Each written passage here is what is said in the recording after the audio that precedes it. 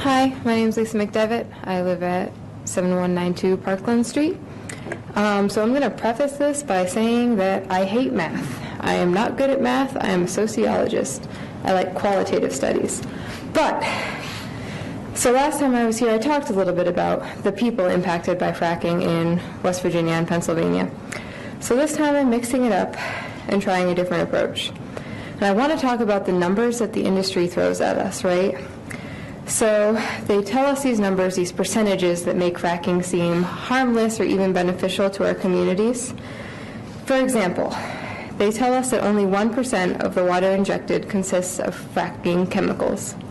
But when you think about it, that 1% is 1% of, we'll say, anywhere between 2.5 and 5 million gallons of fluid, right?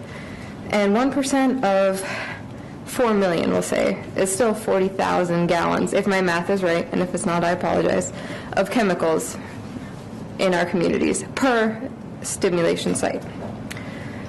Similarly, the industry likes to point to a Duke study that tells us that 92% of wastewater produced from fracking is naturally occurring brine. So only 8% of the wastewater contains fracking chemicals, right? So it turns out that 8% actually equates to around 0.14 to 1.4 million liters of chemicals per well during the first 5 to 10 years of production. And that's not even taking into account the fact that these naturally occurring brines actually contain naturally occurring radioactive materials and heavy metals. So the point that I'm trying to make here is that the industry is great at feeding us misinformation and half-truths.